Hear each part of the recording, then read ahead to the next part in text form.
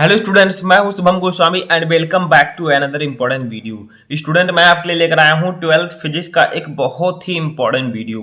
और ये वीडियो उन सभी स्टूडेंट्स के लिए इम्पोर्टेंट है जो 12th में हैं और बोर्ड एग्जाम की तैयारी कर रहे हैं।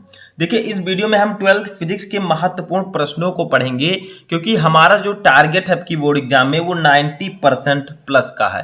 यानी कि आप सभी को 90% प्लस मार्क इस बार लाने हैं। तो देखिए, इस वीडियो में मैं आपको बहुविकल्पीय प्रश्न और अति लघु उत्तरीय प्रश्न, इन दोनों को एक ही वीडियो में पढ़ाने वाला हूं, इन वन वीडियो। अब तक मैं आपको बहुविकल्पीय प्रश्न अलग, अति लघु उत्तरीय प्रश्न अलग पढ़ाता था, लेकिन ये वीडियो बहुत ही इंपॉर्टेंट है क्योंकि इस वीडियो में हम दोनों को एक साथ पढ़ने वाले हैं। ठीक है, अब कितने क्वेश्चन पढ़ेंगे, क्या क्या पढ़ेंगे, सब कुछ आपको आगे पता चल जाएगा। तो अगर ऐसे ही वीडियो आप रेगुलर देखना चाहते हैं तो सबसे पहले इस वीडियो को लाइक कर दीजिएगा। ठीक है, लाइक से आपका कुछ नहीं जाएगा बल्कि हमें मोटिवेशन मिलेगा। मैं आपके लिए सभी सब्जेक्ट के इंपॉर्टेंट क्वेश्चंस लाता रहूंगा। तो दोनों टॉपिक को हम एक ही वीडियो में पढ़ेंगे, बहुविकल्पीय प्रश्न, अति लघु उत्तरीय प्रश्न, वो भी आंसर के साथ। तो चलिए स्टार्ट करते हैं वीडियो को। तो सबसे पहला क्वेश्चन हमारा यहाँ पर देखिए क्या है। 8 कूलाम ऋण आवेश में उपस्थित इलेक्ट्रॉनों की संख्या है। देखिए, बहुत सारे स्टूडेंट कहेंगे सर इसमें तो और भी बहुविकल्पीय प्रश्न थे। ठीक है, तो देखिए मैं आपको ऑलरेडी 12th फिजिक्स के चैप्टर 1 से चैप्टर 4 तक इंपॉर्टेंट बहुविकल्पीय प्रश्न पढ़ा चुका हूं। ठीक है, अगर आप लोगों ने नहीं देखा तो नीचे मैं एक प्लेलिस्ट का लिंक दे दूंगा, वहां से आप सभी वीडियो को देख सकते हैं जो कि मैंने फिजिक्स में अब तक बनाए हैं इंपॉर्टेंट वीडियोस। ठीक है, तो आप जाकर वहां से देख सकते हैं। तो फर्स्ट क्वेश्चन है, 8 कूलाम ऋण आवेश में उपस्थित इलेक्ट्रॉनों की संख्या क्या होगी। आपके पास 4 ऑप्शन है। फर्स्ट है 5 × 10⁻19, सेकंड है 2.5 × 10⁻19, थर्ड है 12.8 × 10⁻19, फोर्थ है 1.6 × 10⁻19। तो इसको निकालेंगे कैसे? देखिए, बहुत ही सिंपल एक सूत्र मैं बता देता हूँ, उससे आप निकाल सकते हैं। एक फार्मूला आपने पढ़ा होगा, Q = Ne। ठीक है, जहाँ Q है आवेश, N है इलेक्ट्रॉनों की संख्या, E है इलेक्ट्रॉन पर आवेश। अब देखिए यहाँ से हमें N निकालना है इलेक्ट्रॉनों की संख्या, तो N = हो जाएगा Q/E। देखिए सूत्र से आपको दिख रहा होगा, ये Q के नीचे ही चला जाएगा। ठीक है, Q की वैल्यू कितनी है? 8 कूलाम। एक इलेक्ट्रॉन पर आवेश कितना होता है? 1.6 × 10⁻−19।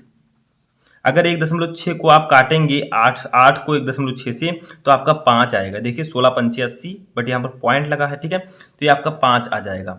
तो ये फाइनली आपका हो जाएगा N = ऊपर बचा आपका 5। ठीक है, गुड़े ये 10⁻−19 है, ये ऊपर जाएगा तो प्लस में हो जाएगा, तो 10⁻19। ठीक है, तो इतना आपका आंसर आ जाएगा इलेक्ट्रॉनों की संख्या।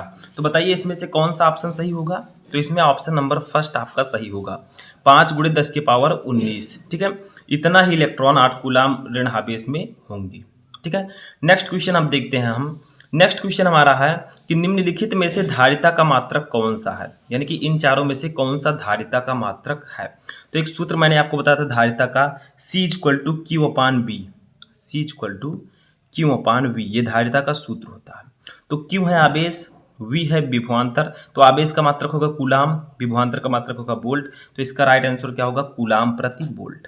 ठीक है, तो ये वाला ऑप्शन आपका सही होगा, ये धारिता का मात्रक है। बाकी कूलाम आवेश का मात्रक है, एम्पियर धारा का है, वोल्ट विभवांतर का है, और कूलाम प्रति वोल्ट जो है ये धारिता का है। ठीक है, नेक्स्ट क्वेश्चन हम लोग देखते हैं, थर्ड चैप्टर से है।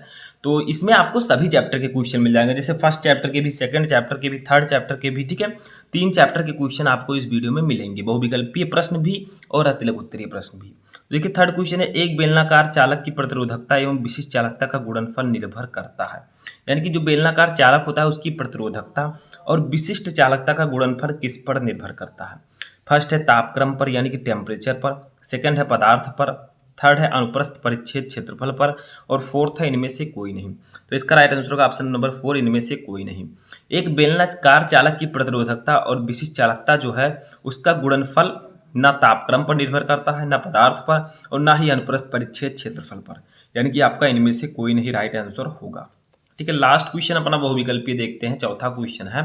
तो ये क्वेश्चन क्या है कि 50 ओम प्रतिरोध के धात्विक तार को खींचकर उसकी लंबाई दोगुनी कर दी गई है। ठीक है, उसका नया प्रतिरोध क्या होगा? यानी कि 50 ओम के प्रतिरोध के धात्विक तार को खींचकर उसकी लंबाई अगर हम दोगुनी कर दें तो नया प्रतिरोध बताइए। तो देखिए इसका एक ट्रिक होता है निकालने का फार्मूला, फर्स्ट है 25 ओम, सेकंड है 50, थर्ड है 100, फोर्थ है 200 ओम। तो इसको निकालेंगे कैसे? देखिए एक सिंपल सा ट्रिक है। देखिए हमें आर दिया गया है, प्रतिरोध जो दिया गया है वो है 50 ओम। ठीक है, 50 ओम। अब हम जो है क्या करते हैं, एक फार्मूला होता है, हमें नया प्रतिरोध निकालना है तो नए प्रतिरोध को हम आर डैश मान लेते हैं। तो आर डैश इक्वल टू हमें एन कितना दिया गया है, एन का मतलब कितना गुना किया गया है, 2 गुना। जितना गुना किया जाएगा उसे हम एन से डिनोट करेंगे। तो अगर आपको नया प्रतिरोध निकालना है, ठीक है, तो एक फार्मूला आप लोग लगाइए, बहुत ही सिंपल फार्मूला है, उसी को लगा देना है, ठीक है। थोड़ा सा मैं इसको डिफरेंस करके अब लगाता हूँ। आर डैश इक्वल टू जितना गुना दिया गया है उसका स्क्वायर कर देंगे, एन स्क्वायर इंटू जो पुराना प्रतिरोध है इसको लिख देंगे, बस आपका नया प्रतिरोध आ जाएगा। तो R dash equal to N की वैल्यू कितनी है, 2, क्योंकि 2 गुनी की गई। अगर यहाँ पर 3 गुना किया जाता तो आप एन की वैल्यू 3 लेंगे, ठीक है। इंटू पुराना प्रतिरोध कितना है, आर 50 है। तो ये बताइए कितना हो जाएगा, 2 का स्क्वायर हो जाएगा तो 4 गुणे 50। तो फाइनली जो हमारा नया प्रतिरोध आएगा वो कितना आ जाएगा, आर डैश इक्वल टू 50 का 4 से गुणा होगा 200 ओम, ठीक है। तो नया प्रतिरोध हमारा 200 ओम आ जाएगा। तो अगर आपको पुराना प्रतिरोध दिया गया है और ये भी बताया गया है कि तार को कितना गुना किया गया है, तो आप इस फार्मूले से नया प्रतिरोध निकाल सकते हैं। तो यहाँ पर जो ऑप्शन नंबर 4 था ये सही होगा, 200 ओम, ठीक है। तो समझ में आया चारों बहुविकल्पीय प्रश्न। अब हम देखेंगे इंपॉर्टेंट अतिलघु उत्तरीय प्रश्न। तो देखिए अतिलघु उत्तरीय प्रश्न में जो पहला क्वेश्चन हमारा है वो है कि एक इलेक्ट्रॉन तथा एक प्रोटॉन एक समान वैद्युत क्षेत्र में रखे गए हैं, किसका त्वरण अधिक होगा और क्यों। यानी कि एक इलेक्ट्रॉन है और एक प्रोटॉन है जो कि एक समान वैद्युत क्षेत्र में रखा गया है, आपको बताना है कि किसका त्वरण अधिक होगा और क्यों होगा। तो देखिए हम यहाँ पर लिखेंगे इलेक्ट्रॉन का त्वरण अधिक होगा। इलेक्ट्रॉन का, अगर इलेक्ट्रॉन प्रोटॉन को वैद्युत क्षेत्र में रखा जाए एक समान, तो इलेक्ट्रॉन का त्वरण अधिक होगा, ठीक है, अधिक होगा। बट क्यों, क्योंकि होगा क्योंकि प्रोटॉन की अपेक्षा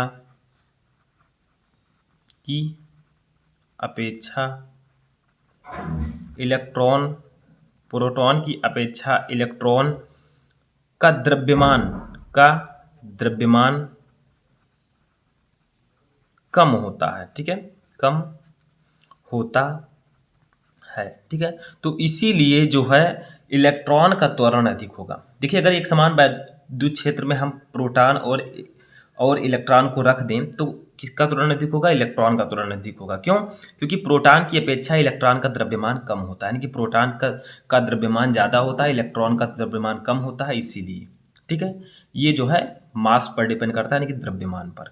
नेक्स्ट क्वेश्चन देखते हैं जो कि एक न्यूमेरिकल है इसी चैप्टर का। न्यूमेरिकल क्या है, इसको सॉल्व करेंगे। देखिए 5 × 10⁻⁸ कूलाम बिंदु आवेश से कितनी दूरी पर वैद्युत क्षेत्र की तीव्रता 450 वोल्ट होगी, ठीक है। यानी कि आपको यहाँ पर आवेश दिया गया है, ठीक है, 5 × 10⁻⁸ कूलाम बिंदु आवेश से कितनी दूरी पर आपको आर निकालनी है, दूरी, ठीक है। विद्युत क्षेत्र की तीव्रता 450 वोल्ट प्रति मीटर होगी। तो देखिए हमें क्यों दिया गया है, यहाँ पर क्यों इक्वल टू है 5 × 10⁻⁸ कूलाम, ठीक है। उसके बाद में हमें क्या दिया गया है, विद्युत क्षेत्र की तीव्रता ई दी गई है, ई हमें दिया गया है 450 वोल्ट प्रति मीटर, वोल्ट प्रति मीटर। हमें निकालना क्या है, हमें निकालना यहाँ पर आर, ठीक है, हमें आर की वैल्यू निकालनी है। तो एक फार्मूला आपको बताया गया है, वो फार्मूला क्या है, ई इक्वल टू 1/4πε0। बिंदु आवेश के कारण विद्युत क्षेत्र की तीव्रता 1/4πε0 इंटू Q/r² होता है। ये डेरिवेशन भी मैं करा चुका हूँ। किसी बिंदु आवेश के कारण किसी बिंदु पर विद्युत क्षेत्र की तीव्रता का ये सूत्र है और ये आप लोग याद रखिएगा, ठीक है। इससे रिलेटेड न्यूमेरिकल्स पूछे जा सकते हैं। अब इसी पर हम वैल्यू रख देते हैं। देखिए यहाँ पर लिखेंगे, अब चूंकि हमें आर यहाँ पर निकालना है, ठीक है, क्या निकालना है, हमें आर निकालना। तो हम आर को इधर ले जाएंगे, ई को इसके नीचे ले आएंगे, ठीक है। समझ में आ रहा है, कोई दिक्कत नहीं होनी चाहिए, बहुत ही सिंपल है, ठीक है। तो हम क्या करेंगे, यहाँ पर आर स्क्वायर लिखेंगे, R square equal to 1/4πε0 into Q/E। अब देखिए 1/4πε0 की वैल्यू मैंने आपको पहले ही बताई कितना होता है, 1/4πε0 इक्वल टू 9 × 10⁹ ये तो आपको याद ही होगा। तो यहाँ पर हम 9 × 10⁹ लिखेंगे। देखिए मैं साइड में सॉल्व कर रहा हूँ, ठीक है, आप लोग नीचे भी कर सकते हैं। क्यों, हमें ऊपर दिया गया है 5 × 10⁻⁸ अपान ई की वैल्यू कितनी है 450, 450। ठीक है, अब यहाँ पर आपको थोड़ा सा ध्यान देना है, बहुत ही सिंपल है, सिर्फ आपको समझना है। ठीक है, अब देखिए हमें करना क्या है, आर स्क्वायर इक्वल टू ये आपका 9 का 5 से गुणा हो जाएगा तो हो जाएगा 9 पच्चीस 45। ठीक है, गुणे 10 के पावर 9 है, ये 10 के पावर -8 है, तो 9 में से 8 जाएगा तो कितना बचेगा, 10 के पावर 1, या हम 10 लिख सकते हैं। देखिए 10 के पावर 9 प्लस में, ये माइनस में, तो 9 में से 8 चला जाएगा, 1 बचेगा, तो 1 लिखें या ना लिखें, अपान 450। अब इसे हम लोग 45 का 10 से गुणा करेंगे, 450 बटा 450। ठीक है, कट जाएगा तो कितना बचेगा आपका, 1 बचेगा। ठीक है, दोनों कट के, तो आर स्क्वायर इक्वल टू 1। ठीक है, अब आर इक्वल टू हम क्या लिख सकते हैं, आर हम लिख सकते हैं, यहाँ पर आपका अंडर रूल लग जाएगा इधर, क्योंकि आर स्क्वायर, इस स्क्वायर को हम हटा रहे हैं, तो जो इस साइड में है उस पर अंडर रूल लग जाएगा, तो ये आपका आर इक्वल टू फाइनली 1 आ जाएगा। ठीक है, फाइनली जो हमारा आर की वैल्यू आ जाएगी वो 1 आ जाएगी। समझ में आया, तो ये आपको, तो 1 मीटर। ठीक है, आर का मात्रक, जो दूरी का मात्रक होगा वो मीटर हो जाएगा, और यही आपका आंसर आ जाएगा। समझ में आ गया, बहुत ही सिंपल है, सिर्फ आपको यही फार्मूला याद रखना है ऊपर वाला, आपकी समझ, आप आसानी से इसे सॉल्व कर लेंगे। तो हाँ, अब आई हो कि आपको ये क्वेश्चन भी समझ में आ चुका होगा। नेक्स्ट क्वेश्चन देखते हैं। तो देखिए हमारा नेक्स्ट क्वेश्चन है, ये एक बहुत ही सिंपल सा, बहुत ही इंपॉर्टेंट क्वेश्चन है। समविभव पृष्ठ से क्या तात्पर्य है, यानी कि समविभव पृष्ठ क्या होता है। तो देखिए इसका डेफिनेशन मैं आपको बता देता हूँ। किसी वैद्युत क्षेत्र में, किसी वैद्युत क्षेत्र में खींचा गया वह पृष्ठ जिस पर स्थित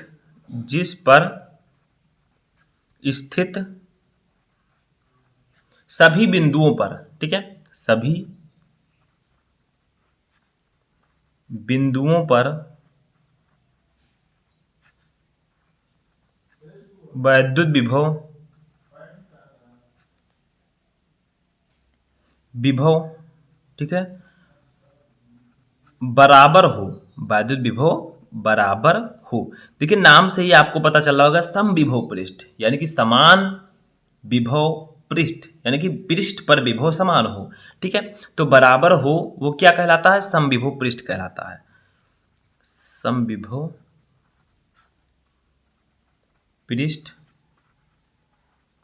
कहलाता है। ठीक है, तो बहुत ही सिंपल सा डेफिनेशन है, आप नाम से ही इसका डेफिनेशन बना सकते हैं। किसी वैद्युत क्षेत्र में खींचा गया वह पृष्ठ जिस पर स्थित सभी बिंदुओं पर विद्युत विभव समान हो या बराबर हो, वो समविभव पृष्ठ कहलाता है। समविभव पृष्ठ यानी कि पृष्ठ पर विभव एक समान हो सभी बिंदु पर। ठीक है, तो किसी वैद्युत क्षेत्र में खींचा गया वह पृष्ठ जिस पर स्थित सभी बिंदुओं पर वैद्युत विभव बराबर हो, वो समविभव पृष्ठ कहलाता है। सिंपल है। अगर आप चित्र के साथ समझना चाहते हैं तो आप लोग हमारे चैनल की प्लेलिस्ट में जा सकते हैं, मैं लिंक डिस्क्रिप्शन में दे दूंगा, वहां से आप देख सकते हैं। ठीक है, नेक्स्ट क्वेश्चन हम देखते हैं। ये भी एक न्यूमेरिकल है। क्वेश्चन क्या है, देखिए, दो संधारित्र जिनकी धारिताएं क्रमशः 20 माइक्रोफैरड तथा 30 माइक्रोफैरड हैं, ये श्रेणी क्रम में जुड़े हैं, उनकी तुल्य धारिता ज्ञात कीजिए। देखिए दो संधारित्र हैं जो कि पहला 20 माइक्रोफैरड का है, दूसरा 30 माइक्रोफैरड का, इनको श्रेणी क्रम में जोड़ा गया है, इनकी तुल्य धारिता ज्ञात कीजिए। तो आपको कुछ भी नहीं करना, सिर्फ श्रेणी क्रम में संधारित्र की धारिता का फार्मूला लगा देना है बस। तो देखिए हमें मान लीजिए हम C1, पहली धारिता C1 हमें दी गई है 20 म्यूएफ। ठीक है, दूसरी धारिता हमें C2 दी गई है कितनी, 30 म्यूएफ। ठीक है, 30 माइक्रोफैरड, म्यूएफ का मतलब माइक्रोफैरड। ठीक है, हमें निकालना क्या है, हमें उनकी तुल्य धारिता निकालनी है। ठीक है, श्रेणी क्रम में जोड़े गए हैं। तो देखिए हम लिखेंगे श्रेणी क्रम में संधारित्र की धारिता, श्रेणी क्रम में, सॉरी यहाँ पर हम लिखेंगे, हाँ श्रेणी क्रम में, या आप लिख सकते हैं 20 म्यूएफ तथा 30 म्यूएफ श्रेणी क्रम में, फिर फार्मूला लगा दीजिए, या आप लिख दीजिए श्रेणी क्रम में संधारित्र की धारिता, संधारित्र की तुल्य धारिता। ठीक है, तुल्य धारिता। तो देखिए तुल्य धारिता जब हम लिखेंगे तो हमारा एक फार्मूला होता है श्रेणी क्रम का, वही आपको याद रखना है, आपका ये आसानी से न्यूमेरिकल लग जाएगा। वो फार्मूला क्या होता है, 1/c इक्वल टू श्रेणी क्रम में। ठीक है, अगर यही समांतर क्रम में है तो दूसरा लगेगा 1/c1 प्लस 1/c2। अगर यही समांतर क्रम में होता तो c equal to C1 plus C2। ठीक है, तो श्रेणी क्रम में 1/c equal to 1/c1 plus 1/c2। ठीक है, दो हमारे पास संधारित्र है तो हमने C2 लिखा, तीन होते तो C3 भी हम लिख सकते थे। तो 1/c इक्वल टू 1/C1 की वैल्यू 20 है प्लस 1/C2 की वैल्यू 30 है। ठीक है, इसी को सॉल्व कर लेते हैं थोड़ा साइड में। 30 और 20 का एलसीएम कितना हो जाएगा बताइए, 60 हो जाएगा। ठीक है, अब 20 थे 60 तो 3 ऊपर हो जाएगा, प्लस 30 दूना 60 तो 2 हो जाएगा। ये आपका आ जाएगा 1/C इक्वल टू 5/60। ठीक है, 5/60। अब देखिए यहीं पर हम इसे सॉल्व कर लेंगे, इसका कैंची गुणा कर सकते हैं या फिर इस प्रकार से 5C इसका इससे गुणा कैंची 60 का 1 से, तो 5C equal to 60। C equal to अगर हम यहाँ पर निकालेंगे तो 60/5। ठीक है, ये काट देंगे 12 पंचे 60, तो C इक्वल टू फाइनली आपकी जो तुल्य धारिता आएगी वो आ जाएगी 12 माइक्रोफैरड। कितना?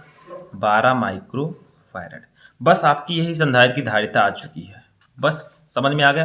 तो श्रेणी क्रम में सीधा फीधा दिया गया था, तो ये फार्मूला आप लोग लगाइए संधारित्र के लिए, श्रेणी क्रम में संधारित्र की धारिता का फार्मूला। ठीक है, तो आई होप कि आपको ये क्वेश्चन भी समझ में आ चुका होगा। अब हम देखेंगे अपना लास्ट क्वेश्चन। देखिए हमारा लास्ट क्वेश्चन है जो कि एक न्यूमेरिकल है और वैद्युत धारा चैप्टर का है। ठीक है, तीसरे चैप्टर का है। क्या क्वेश्चन? एक इलेक्ट्रॉन वृत्ताकार कक्षा में 6 × 10⁶ चक्कर प्रति सेकंड की दर से घूम रहा है। लूप में तुल्य प्रवाहित धारा का मान ज्ञात कीजिए। यानी कि एक इलेक्ट्रॉन वृत्ताकार कक्षा में 6 × 10⁶ चक्कर प्रति सेकंड की दर से घूम रहा है। यानी कि ये चक्करों की संख्या दी गई है n। ठीक है, लूप में तुल्य प्रवाहित धारा का मान ज्ञात कीजिए। तो हमें दिया गया सबसे पहले n। ठीक है, चक्करों की संख्या n दी गई है, n इक्वल टू 6 × 10⁶ चक्कर। ठीक है, चक्कर। अब बताइए यहाँ पर टाइम कहाँ दिया गया है, समय, क्योंकि न्यूमेरिकल आपको पढ़ना है फिर उसको लिखना है वैल्यू, तब सॉल्व कर पाएंगे। प्रति सेकेंड यानी कि t की वैल्यू हम मान सकते हैं, दिया गया है, हमें सीधा सीधा मानने की जरूरत नहीं है। प्रति सेकंड का मतलब 1 सेकंड। ठीक है, प्रति सेकंड का मतलब 1 सेकंड में ये कितना चक्कर घूमता है? 6 × 10⁶ चक्कर। हमें निकालना क्या है? इसमें धारा का मान निकालना है। अब आप लोग सोचेंगे इससे रिलेटेड तो मैंने फार्मूला नहीं देखा, ये क्या है, इसमें कैसे इसको हम धारा का मान कैसे निकालें? ठीक है, n और t के पदों में मैं फार्मूला ही नहीं जानता। तो जानना नहीं, ये सिर्फ आपको समझना है। एक फार्मूला होता है Q इक्वल टू NE, ये तो आपको पता ही होगा। ठीक है, Q इक्वल टू NE। अब एक फार्मूला और होता है, वो भी आपको पता होगा, Q equal to IT। Q equal to IT। ठीक है, अब देखिए हम इस Q की जगह पर IT रख देते हैं, तो IT इक्वल टू NE। ठीक है, अब यहाँ से हम I की वैल्यू निकाल सकते हैं। I इक्वल टू हो जाएगा आपका NE/T। अब n की वैल्यू हमें ऊपर दी गई है 6 × 10⁶, t की वैल्यू 1 सेकंड दी गई है, तो उसको रख देते हैं यहीं पर। बस आपका धारा यहाँ पर निकल आएगा। तो n हमें दिया गया है 6 × 10⁶। E जानते हैं आप लोग, एक इलेक्ट्रॉन पर कितना आवेश होता है? 1.6 × 10⁻−19। इसको बताने की ज़रूरत ही नहीं है। t हमें दिया गया है 1 सेकेंड, तो आपका ये सॉल्व हो जाएगा, सिंपल है। देखिए 6 का 1.6 से गुणा होगा तो बताइए कितना आएगा? 16 छक्के 96, तो 9.6 आ जाएगा। ये गुणे 10⁻6 है, ये 19 है, तो बताइए 6 में से 19 जाएगा तो कितना बचेगा? 10⁻−13। ठीक है, एक तो आपका ऐसे रहेगा, एक से कोई मतलब नहीं है क्योंकि बटे 1 है, और इतना एम्पियर आपका आंसर आ जाएगा। कोई दिक्कत, कोई डाउट नहीं होना चाहिए, बहुत ही सिंपल है, इसमें कोई डाउट नहीं है, सिर्फ आपको फार्मूला समझना है। अब बहुत सारे स्टूडेंट जो नए नए हैं वो सोचेंगे अरे सर इसमें आपका n दिया गया है, t दिया गया है, तो हम I कैसे निकालेंगे, समझ में नहीं आ रहा। ठीक है, इससे रिलेटेड कोई फार्मूला ही नहीं है, बट है, अगर आप लोग निकालें तो फार्मूले में फार्मूला निकलता हुआ चला जाएगा। तो Q इक्वल टू IT होता है, हमने Q इक्वल टू NE का फार्मूला यहाँ पर लगाया, चूँकि Q इक्वल टू IT होता है तो हमने Q की जगह पर IT रख दिया। ठीक है, IT इक्वल टू NE। अब देखिए I इक्वल टू NE/T, बस हमारा सॉल्व हो गया। तो आई होप कि आपको ये क्वेश्चंस जो मैंने बताए, देखिए 4 बहुविकल्पीय प्रश्न मैंने आपको बताया, 5 अतिलघु उत्तरीय प्रश्न बताया, टोटल मैंने आपको 9 क्वेश्चन बताया। ठीक है, अब ये 9 क्वेश्चन आपको समझ में आ चुके होंगे, मुझे आशा है। अब एक चीज़ आपको बताना है कि आपको इनमें से कितने क्वेश्चन, हाउ मैनी क्वेश्चन आपको ये पहले से पता थे, वो आप लोग कमेंट बॉक्स में बताएं, ताकि मुझे ये पता लग सके कि आप में से कितने स्टूडेंट पहले ही इस क्वेश्चन को पढ़ चुके हैं। ठीक है, तो कैसा लगा आपको ये वीडियो?